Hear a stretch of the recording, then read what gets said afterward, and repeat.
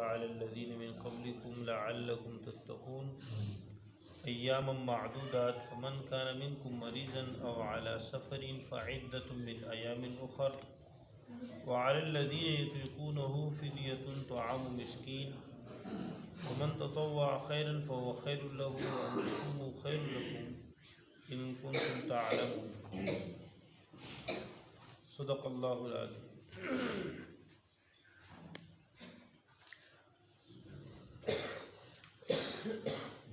یا ایھا الذین آمنوا، اے ایمان والو، کتب علیکم الصیام، فرض کی گئے تمہارے اوپر روزے، کما کتب علی الذین من قبلکم، جس طرح فرض کیے گئے تھے تم سے پہلے امتوں پر، لعلکم تتقون، تاکہ تم پرہیزگار بن جاؤ، ایام معدودات، گنتی کے دن، ایام معدودات گنتی کے دن ہیں، فمن کان منکم مریضا، پر جو تم میں سے مریض ہو، او علی سفر، یا سفر میں ہو، فعدۃ من ایام اخر، ان کی گنتی دوسرے دنوں میں ہے، وعلی الذین یطیقونہ، اور وہ لوگ جو مشقت سے اس کی طاقت رکھتے ہیں، فدیۃ طعام مسکین، ان کے لیے فدیہ ہے مسکین کو کھانا کھلانا ہر روزے کے بدلے، فمن تطوع خیراً، بس جو خوشی سے خیر کا کام کرے، وہ خیر لہ، اس کے لیے بہتر ہے، وَأَن تَصُومُوا خَيْرٌ لَكُمْ، اگر تم روزہ رکھو تو یہ تمہارے لیے بہتر ہے، ان کنتم تعلمون، اگر تم جانتے ہو۔ یہاں پر فرماتے ہیں، تفسیراً ایک حدیث نقل ہے، حضرت معاذ بن جبل رضی اللہ تعالیٰ عنہ سے فرمایا، وحیلت الصلاۃ ثلاثۃ احوال، کہ نماز میں 3 تبدیلیاں آئی ہے، اور اسی طرح وحیل الصیام ثلاثۃ احوال، اور اسی طرح روزے میں بھی 3 تبدیلیاں آئی ہیں۔ اما الاحوال الصلاۃ فإن النبی صلی اللہ علیہ وسلم قدم المدینہ، نماز کی 3 تبدیلیاں یہ ہے کہ نبی صلی اللہ علیہ وسلم جب مدینہ منورہ تشریف لائے، وہ یصلی 17 شہرا الی بیت المقدس، 17 مہینے اللہ کے نبی نے بیت المقدس کی طرف نماز پڑھی، ثم ان اللہ عز وجل انزل علیہ قد نرى تقلب وجهك في السماء فلنولینک قبلۃ ترضاها، پھر اللہ جل شانہ ذات عالی نے یہ آیت نازل فرمائی جس میں اللہ تعالیٰ نے بیت اللہ کی طرف منہ کرنے کا حکم دیا، اور پہلی یہ تبدیلی نماز میں آئی کہ اللہ تعالیٰ نے فرمایا کہ اب بیت اللہ کی طرف رخ کریں، یہ ایک تبدیلی ہو گئی۔ وَكَانُوا يَجْتَمِعُونَ الصَّلَاةِ وَيُؤَذِّنُ بِهَا بَعْضُهُمْ بَعْضًا، اور لوگ جو ہے پہلے اذان نہیں ہوتی تھی اور لوگ ایک دوسرے کو الصلاۃ اس طرح نماز کے لیے جمع کرتے تھے۔ ثم ان رجلا من الانصار يقال له عبد الله بن زید بن عبد ربی اتى رسول اللہ صلی اللہ علیہ وسلم، پھر ایک آدمی تھے انصار میں سے، وہ نبی صلی اللہ علیہ وسلم کے یہاں تشریف لائے، اس کا نام عبداللہ بن زید بن عبد ربی ہی ہے۔ انہوں نے فرمایا کہ میں نے خواب میں دیکھا، اور میں نے وہ چیز دیکھی جو خواب والا دیکھتا ہے، اور یہ بھی فرمایا کہ میں اس حالت میں دیکھ رہا تھا کہ میں بین النائم والیقظان، مکمل سویا تو نہیں تھا لیکن سونے اور بیداری کے درمیان میں تھا، اذ رأیت شخصا علیہ ثوبان اخضران الی آخری، انہوں نے خواب میں جبریل امین کو دیکھا اور انہوں نے جو ہے ان کو اذان کے الفاظ بتا دیے، تو سیدھے نبی صلی اللہ علیہ وسلم کے ہاں تشریف لائے اور فرمایا یا رسول اللہ میں اس طرح خواب دیکھا، اور اس طرح جو ہے ایسے آدمی کو میں نے دیکھا جن پر 2 سبز کپڑے تھے، سبز چادریں تھی، ملبوس تھا چادروں میں، اور انہوں نے مجھے یہ الفاظ سکھائے، اذان کے مکمل الفاظ نبی صلی اللہ علیہ وسلم کو بتلا دو۔ اللہ کے نبی صلی اللہ علیہ وسلم نے فرمایا بلال کو بتلا دو کہ وہ یہ اذان دے۔ ایک دوسری روایت میں ہے کہ اس کی آواز اونچی ہے، وہ اذان دے گا، اور یہ الفاظ بتلا دے اذان کی مکمل، اللہ اکبر اللہ اکبر اللہ اکبر اللہ اکبر الی آخرہ، مکمل اذان کے الفاظ بتلا دیے۔ تو یہ اذان کی جو تبدیلی ہے یہ بھی نماز میں ایک تبدیلی ہو گئی ہے۔ فرمایا قال رسول صلی اللہ علیہ وسلم علمھا بلالا فیؤذن بہا، یہ اذان کے الفاظ بلال کو بتلا دیجئے تو وہ اذان دے دے گا۔ فکان بلال اول من اذن بہا، حضرت بلال حبشی رضی اللہ تعالیٰ عنہ سب سے پہلے آدمی تھے جو جنہوں نے اذان دی۔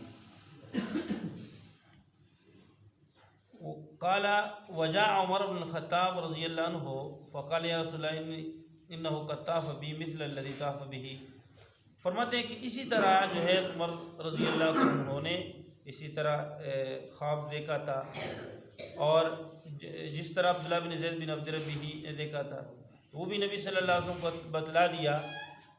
فہذان حالان، یہ دو تبدیلیاں نماز میں آ گئی کہ پہلے اذان نہیں تھی اور پھر اذان بھی نماز میں آ گئی۔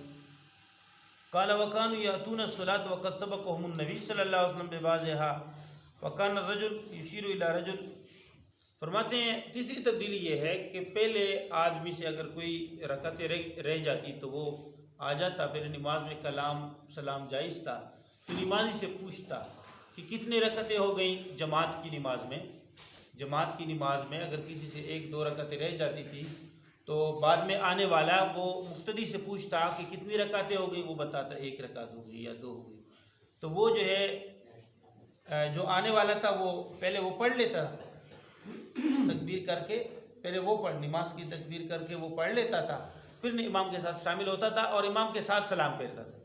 تو شروع میں یہ تھا۔ حضرت معاذ رضی اللہ تعالیٰ عنہ فرماتے ہیں کہ میں خود آیا جو حدیث کا نقل کرنے والا ہے، میں نے کہا کہ میں پہلے نہیں پڑھوں گا، میں امام کے ساتھ پڑھوں گا۔ امام کے ساتھ انہوں نے پڑھ لی، اور پھر جو ہے جب امام نے سلام پھیرا تو باقی نماز اس کے بعد پڑھ لی۔ تو اللہ کے نبی صلی اللہ علیہ وسلم نے فرمایا کہ جس طرح معاذ نے کیا تم سارے ایسے کرو۔ تو یہ تیسری تبدیلی تھی کہ جو مقتدی آئے اور جماعت کری ہو تو امام کے ساتھ شامل ہو جائے، اور اپنی اگر امام نے دو رکعتیں جتنی رکعتیں پڑھ لی ہیں وہ آخر میں پڑھ لی۔ یہ تیسری تبدیلی نماز میں ہو گئی۔ فرماتے ہیں کہ یہ 3 تبدیلیاں نماز میں ہو گئی، اور اسی طرح 3 تبدیلیاں روزے میں۔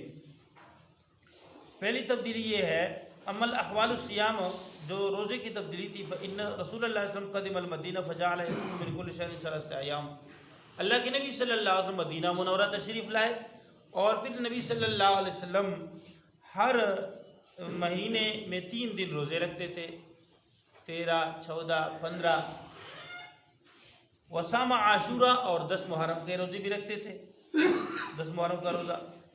ثم ان اللہ فرض علیہ الصیام، پھر پہلی تبدیلی روزے میں یہ ہو گئی کہ اللہ تعالیٰ نے رمضان مبارک کے روزے فرض کر دیے۔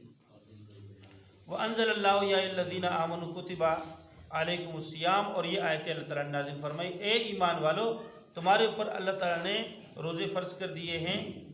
لیکن ان روزوں میں، رمضان مبارک کے روزے، ان روزوں میں اختیار تھا، بعض آدمی روزے رکھتا، بعض آدمی جو ہے روزے کی جگہ فدیہ دے دیتا تھا، یہ اختیار تھا۔ تو دوسری تبدیلی یہ تھی کہ اللہ تعالیٰ نے وہ اختیار روزے میں ختم کر دیا اور فرمایا فمن شاہد منکم الشہر فلیصم، جو رمضان مبارک کو اپنی زندگی میں پائے، صحت میں، زندگی میں، تو اقامت میں مقیم ہو، اس کے لیے لازم ہے کہ وہ روزے ضرور رکھے۔ یہ دوسری تبدیلی ہے، وہ اختیار ختم ہو گیا کہ جو چاہے روزہ رکھے، جو چاہے روزہ رکھے۔ تو یہ فرماتے ہیں یہ 2 تبدیلی، فہادان حالان، یہ 2 تبدیلی آ گئی۔ وَكَانُوا يَأْكُلُونَ وَيَشْرَبُونَ وَيَأْتُونَ النِّسَاءَ مَا لَمْ يَنَامُوا، تیسری تبدیلی یہ تھی کہ پہلے لوگ جب یعنی غروب ہوتا تو اس وقت کیا کرتے تھے، افطار کرتے تھے، اور افطار کب تک ہوتا تھا، جب تک یہ سوئے نہ ہوتے تھے، اس وقت جو ہے وہ کھانا پیتے تھے، اور مطلب یہ کہ افطار کرتے تھے، اپنی جو ہے شرعی جائز خواہشات بھی پوری کر سکتے تھے۔ لیکن جب سو جاتے تھے تو ان کا روزہ پھر سے شروع ہو جاتا، جب یعنی رات کو جب آرام فرما لیتے تو نیند کے بعد سے ان کا روزہ شروع ہو جاتا تھا، پھر اس کے بعد ان کے لیے کچھ کھانا پینا جائز نہیں تھا، پھر اگلے دن غروب تک جو ہے روزہ جاری رہتا تھا۔ یہ جو ہے اس میں رمضان مبارک کی پابندی تھی۔ پھر فرماتے حضرت سرما رضی اللہ تعالیٰ عنہ انصار صحابہ میں سے ہیں، وہ مزدوری کرتے تھے پورا دن، اور تک کے ہارے جب آئے تو جو ہے یعنی بغیر کسی کانے وغیرہ کے جو ہے وہ سو گئے بیچارے. جب سو گئے تو اگلے دن دوبارہ روزہ رکھا اور پھر جو ہے اس طرح مزدوری کرتے اور پھر انتہائی حالت خراب ہو گئی، بے ہوشی تک پہنچ گئے. تو نبی صلی اللہ علیہ وسلم جو ان کی یہ حالت دیکھی تو پھر جو ہے اللہ جل شان ذات عالی نے ان کے لیے آسانی نازل فرمائی. آسانی یہ نازل فرمائی، اللہ نے فرمایا احل لکم لیلۃ الصیام الرفث الی نسائکم، کہ رات میں بھی اب تمہارے لیے کھانا پینا جائز ہے صبح صادق تک. یعنی طلوع فجر کے بعد صبح صادق کے بعد سے تمہارا روزہ شروع ہو جائے گا. یہ تیسری تبدیلی اللہ جل شان ذات عالی نے اس میں نازل فرمائی ہے. پھر بھی اس روزے میں مسافر اور مریض کے لیے پھر بھی اللہ نے اختیار رکھا کہ مسافر اور مریض کے لیے اختیار ہے. مریض جو روزہ رکھنے سے اس کا مرض بڑھ جاتا ہے، جو آدمی سفر کی حالت میں ہے، تو جب وہ مریض صحیح ہو جائے اور مسافر اپنی یعنی مقیم ہو جائے اس کے بعد وہ روزے رکھ لے. یہ اللہ تعالیٰ نے آسانی فرما دی. یہ تین تبدیلیاں یہاں پہ تفصیل نقل ہے، نماز میں بھی اور روزے میں بھی. تو یہ اللہ جل شانہ ذات عالی فرماتے ہیں یا ایھا الذین آمنوا، اے ایمان والو، کتب علیکم الصیام، تمہارے اوپر روزے فرض کر دیے گئے ہیں، کما کتب علی الذین من قبلکم، جس طرح پہلے امتوں پر فرض کر دیے گئے ہیں، لعلکم تتقون، تاکہ تم پرہیزگار بن جاؤ. ایام معدودات، گنتی کے دن. اب یہ گنتی کے دن جو ہے بعض حضرات فرماتے ہیں کہ وہ پہلے جو رمضان مبارک کے فرضیت سے پہلے جو دن تھے، ہر مہینے میں 3 دن 13 14 15 اور عاشورہ کا دن، یہ بھی قول ہے اس میں. اور پھر فمن شہد منکم الشہر فلیصم، شہر رمضان الذی، اس سے پورا رمضان کا مہینہ جو اللہ نے فرض کر دیا ہے. من کان منکم مریضا او علی سفر فعدۃ من ایام اخر، اور جو تم میں سے مریض ہو او علی سفر، یا سفر میں ہو، فعدۃ، ان کے لیے گنتی ہے، من ایام اخر، دوسرے دنوں کی. مسافر جب اقامت میں ہو جائے اور مریض جب ٹھیک ہو جائے. یہ مسئلہ یہاں پر کل بیان ہوا تھا. اگر ایک آدمی مسافر ہے لیکن وہ سفر ہی کی حالت میں رہا تو اس پر روزے فرض نہیں ہے، وہ پوری زندگی سفر کی حالت میں روزے رہا، اس کو پھر بھی اختیار ہے. اگر ایک آدمی مسافر جو ہے وہ دیر تک سفر کرتا رہا، اس نے سوچا کہ میں اقامت کی حالت میں نہیں، مطلب مجھے اقامت کا موقع نہیں مل سکتا، اس نے فدیہ دے دیا. کیا دے دیا؟